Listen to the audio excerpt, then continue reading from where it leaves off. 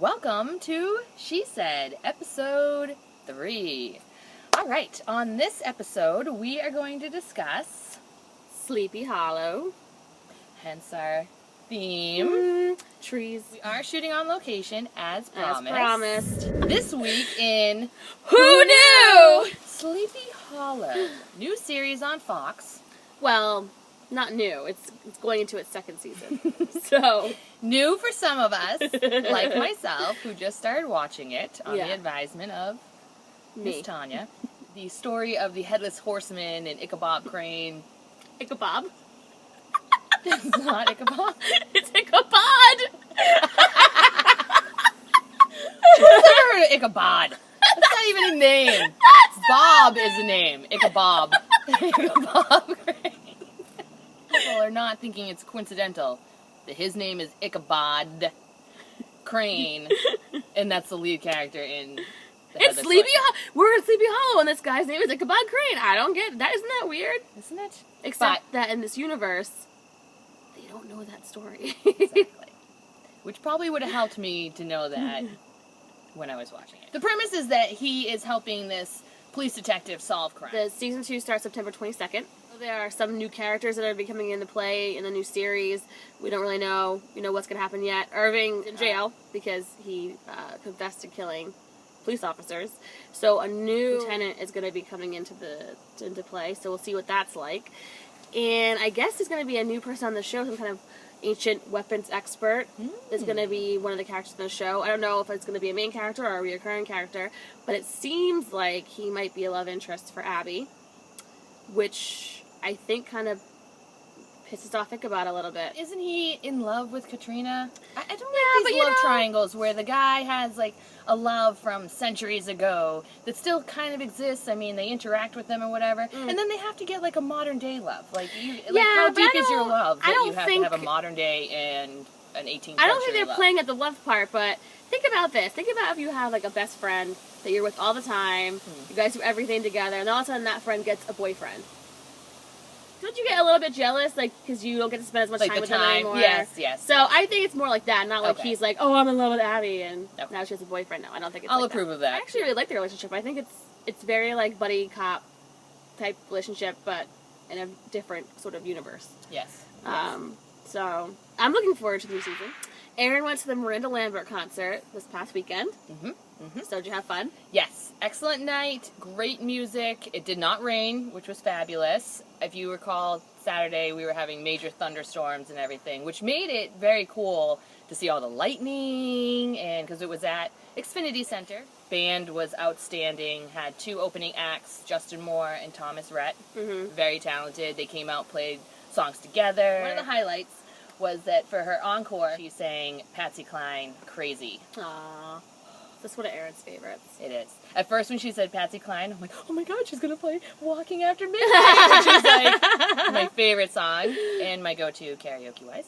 When you hear someone that really can sing, it just makes me wish I could sing for one day. For one day. So, in our first episode, we did a segment on a commercial that we thought was ridiculous. And questionable at best as far as what it said about the current state of society. Alright, so we have another commercial that we want to talk about. So, it's for eharmony.com. So, let's just do a little play on this. My teacher, Mr. Higgins, met a lady he really likes. Nice. No, he met her on one of those other sites, not eharmony.com. Oh, I told him it would never last. Caroline. I told him eharmony.com has made way more marriages than anyone else. That's true. And eharmony.com has all the hot babes. I never said that. I improvised. Stop waiting. It's like, how old do you think that girl I mean, is she supposed to couldn't be in the any commercial? older than 7. No, I don't think she could be any older than 7. 8. I'll give you 8. 8 tops. Why do we have an 8-year-old girl having a conversation about hot babes with her grandfather? Why is this teacher having a conversation with a student about his dating relationship? That's questionable. He might lose his job. I just think the idea that an 8-year-old would have a concept of hot, that does not exist when you're that young. When I was a little kid, I liked G.I. Joe and Superman, all the Batman, whatever. I was like, oh, he's so sexy. I can't wait to make Batman babies with him when I'm older. That little girl, basically, is now growing up thinking, if I'm not hot, I'm going to die alone. That's the message that eHarmony is sending. Thank you, eHarmony. Thank you for telling me to stop trying. I'm clearly not hot enough to have a soulmate. Because, you know, if you're not hot, you don't deserve a soulmate. When two hot people are together, that means it's going to last. But if you're not hot... Just look at the stars, the movie stars. I mean, they're gorgeous and their relationships Great track always records. last. Great track records. This 8-year-old has the foresight to say, listen, I know you found someone you really like. That's all good and well that you're happy. It's not going to last. But your happiness is short-lived. That's an evil child. That's an evil little girl. And you know, now I understand why horror movies use little children all the time, because they're evil. They crush your dreams. Like that. Like that. You thought that you had the perfect person, and that little girl's gonna come to you and go, nope, not gonna last. Think again. She ain't hot enough. Nope, because she wasn't on eHarmony. Because she didn't get the approval of my 77-year-old grandfather. Who knows? There's someone out there for everyone. But if you're on eHarmony, you had better be fit. So many commercials will paint children in an adult life. Now you got the little 2 kids that have like the fancy phone, buying houses because they got a bunch of money in their startups, and 9 years I've never seen anything like it. I do not need to see little kids talking and acting like adults. I actually don't like seeing little kids who have better phones than me. Okay, so today we're going to do an improv that involves numbers. So kind of like last week when we did the ABC game where I started with A and the next one had to start with B. Well, in this case, we start with one word and the next person has to do 2 and then 3 and then 4 and so on and so forth until one of us messes up, which is bound to happen at some point. I wonder who it's going to be this week. We're going to be 2 people at a campsite trying to start a fire. Tonia's going to start. Okay. Damn! It went out. That's 3!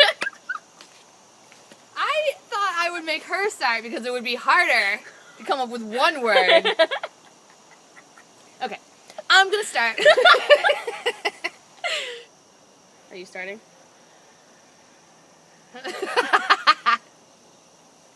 You know, I try. Try to make it easy for her. If she wants to start, she starts. If she wants me to start, I start. The object of the game is Erin has to win.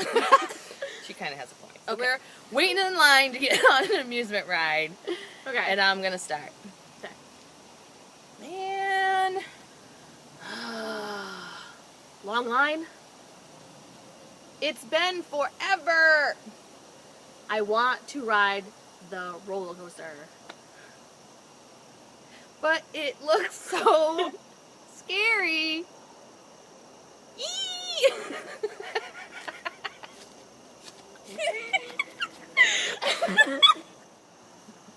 I want a new improv partner. A mental note, it's impossible to do this game and not count on your fingers. I don't know anybody that can do this game in there. And you have to keep... But do you know this? It's fine, you had 4.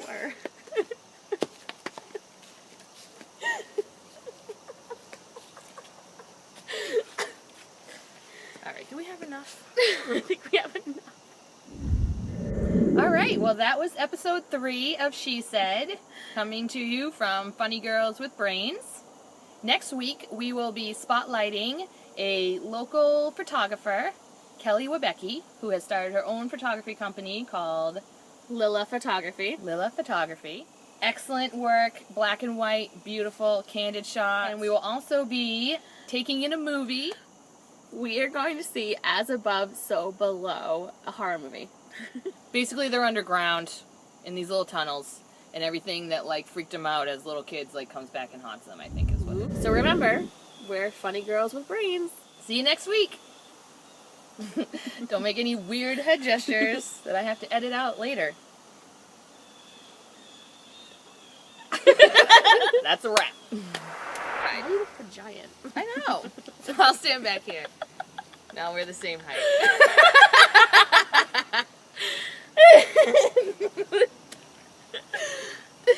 Now I'm a giant.